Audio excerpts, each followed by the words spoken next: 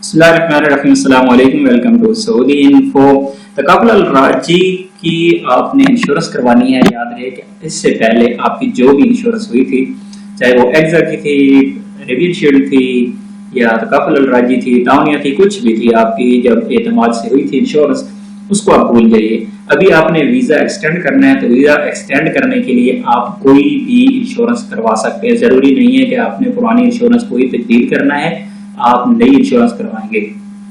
मसलन आपकी पहले ही तकाफुल अल राजी की अगर इंश्योरेंस हुई थी, तो अभी ये तजदीद नहीं होगी, बल्कि आपको नई इंश्योरेंस करवानी पड़ेगी वीजा एक्सटेंड करवाने के लिए। तो आपने सबसे पहले इस वेबसाइट पे आना है। मैंने लिंक डिस्क्रिप्शन में दे दिया है, वहां पे जाके ये वेबसाइट ओपन कर सकते हैं। तो यहाँ पर जाके आपने इंफॉर्मेशन अपनी पुट करनी है। तो इंफॉर्मेशन सबसे पहले आपने यहाँ पर देना है पासपोर्ट नंबर,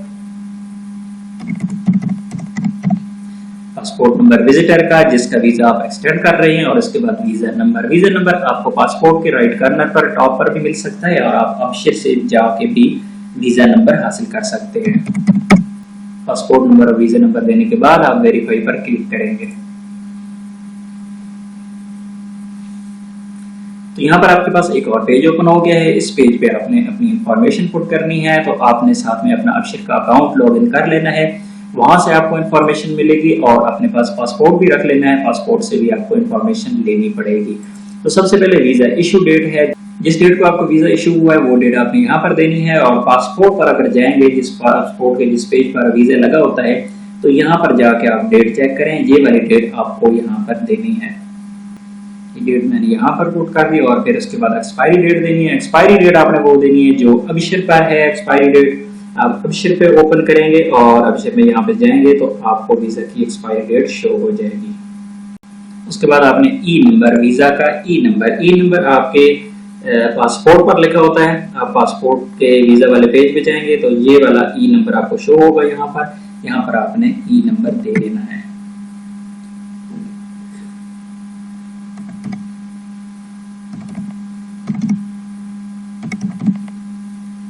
उसके बाद आपने नेशनैलिटी सिलेक्ट करनी है। यहाँ पे नेशनैलिटी सिलेक्ट कर दी। उसके बाद आपने यहाँ पर स्टेटस सिलेक्ट करना है, मैरिड है अनमैरिड है। तो अगर आपकी वाइफ है तो यहाँ पर मैरिड होगा, अगर बच्चे हैं तो सिंगल है। इसी तरह आपने यहाँ पे देख लेना है कि मैरिड है, डाइवोर्स है, विडो है, जो भी है। तो आपने यहाँ पर वाइफ के लिए मैरिड, बच्चों के लिए सिंगल सिलेक्ट कर देना है। और यहाँ पर मोबाइल नंबर आप देंगे बगैर 00966 के, यहाँ पे 05958050 जो भी आपका नंबर है, ये नंबर दे दिया। उसके बाद आपका इंश्योर्ड नेम जिसकी आप इंश्योरेंस करवा रहे हैं, ये भी आप अबशिर से ही लेंगे। अबशिर पे जाके वहां पे आप अबशिर से कॉपी कर लें इसको, और सेम नाम यहाँ पर आपने एंटर करना है।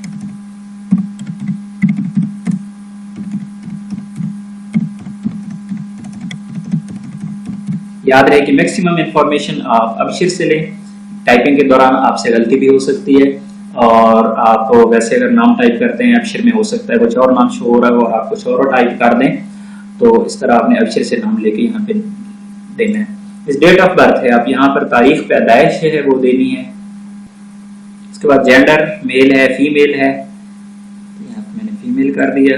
उसके बाद है कस्टमर टाइप, यहाँ पर आपने मेन कर देना है।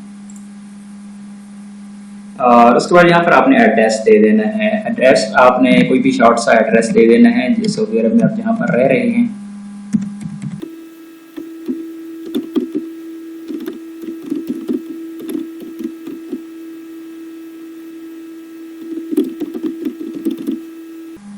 यहाँ पर शॉर्ट एड्रेस दे दिया, और उसके बाद आपने यहाँ पर वेरीफाई पर क्लिक कर देना है।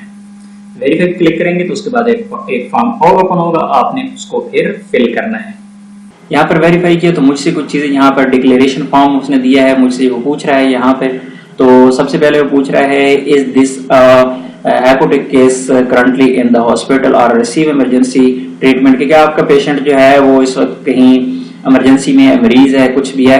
तो आपने यहाँ पर सिंपली नो करते जाना है। इसके बाद नेक्स्ट है कि अगर एक्सीडेंट वगैरह हुआ है, कोई डिसेबिलिटी है, उसकी कोई माजूरी है, तो यहाँ पर आप नो कर दें। तो आपने यहाँ पे सबको नो करते जाना है, इसको भी नो कर दें। अगर प्रेगनेंसी है तो यहाँ पे यस कर दें, अगर नहीं है तो यहाँ पर नो कर दें। Is the current pregnancy registration of any, यहाँ पर आप सिंपली नो करते जाएं। और number of month of pregnancy, अगर प्रेगनेंसी है कितने महीने की है तो यहाँ पर आप इसको यहाँ पर जब यस करेंगे यहाँ पर आप यस कर देंगे तो यहाँ पर मंथ ऐड कर सकेंगे। तो अभी यहाँ पर आप नो कर दें और उसके बाद आपने इसको प्रोसीड कर देना है। तो यहाँ पर मजीद कुछ वेरिफिकेशन मांगी जा रही है मुझसे। Border number, visa extension period, आप कितना वीजा एक्सटेंड करना चाह रहे हैं, 1 महीना 2 3, कितने महीने का एक्सटेंशन आपने करनी है, कितने महीने की एक्सटेंशन आपने करनी है। तो याद रहे कि आपने लाजमी यहाँ पर 3 महीने सेलेक्ट करना है। अगर आप 3 महीने सेलेक्ट नहीं करेंगे आपका वीजा एक्सटेंड नहीं होगा। आपका वीजा जो रूल है, जो वजाहत का, वो ये है कि आपका वीजा 3 महीने से कम एक्सटेंड नहीं होता। तो आपको लाजमी 3 महीने यहाँ पर सेलेक्ट करना है। उसके बाद एक्सटेंशन है, पीरियड है कितना है, तो मैंने यहाँ पे 3 महीने की सिलेक्ट कर दिया। तो यहाँ पर आपसे पूछा जा रहा है visa policy effective date, visa expiry date है। तो ये वीजा एक्सपायरी डेट यहाँ पर वो कह भी रहा है कि आपने अबशर अकाउंट से लेनी है। तो अबशर अकाउंट पे जाके आप यहाँ पर वीजा एक्सपायरी डेट देख के इसको यहाँ पर वीजा एक्सपायरी डेट दे देंगे। तो ये दोनों 2019 मैंने दे दिया। यहाँ पर आपने ईमेल आईडी दे देनी है। उसके बाद कैलकुलेट प्रीमियम पे आपने क्लिक करना है। तो यहाँ पर आपको शो हो रहा है कि टोटल प्रीमियम जो है $US हैं वो $10 हैं और टोटल प्रीमियर जो रियाल है 37.50 रियाल है। तो यहाँ पर ये आपको रियाल शो हो रहे हैं। अभी आपने करना क्या है कि यहाँ पर आपके पास अगर क्रेडिट कार्ड है तो आप क्रेडिट कार्ड सेलेक्ट करेंगे और अगर आपके पास सद्दाद है तो आपने यहाँ पर सद्दाद को क्लिक करके आपने पे करना है यहाँ पे, और यहाँ पे इसको एग्री कर देना है। एग्री करने के बाद आप यहाँ पे जाके परचेज पॉलिसी पर क्लिक कर देंगे। तो परचेज पॉलिसी पे जब मैंने क्लिक किया तो वो कह रहा है dear Saddad Kabir Mohammad Kabir kindly pay Saddad bill number. ये बिल नंबर है सद्दाद का। अगर आप एटीएम से भी पे करना चाहते हैं तो इस बिल के जरिए आप एटीएम से पे कर सकते हैं।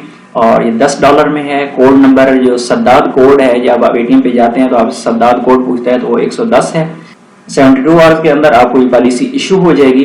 तो आपने इसे पे करना है तो आपको ईमेल भी आ जाएगी।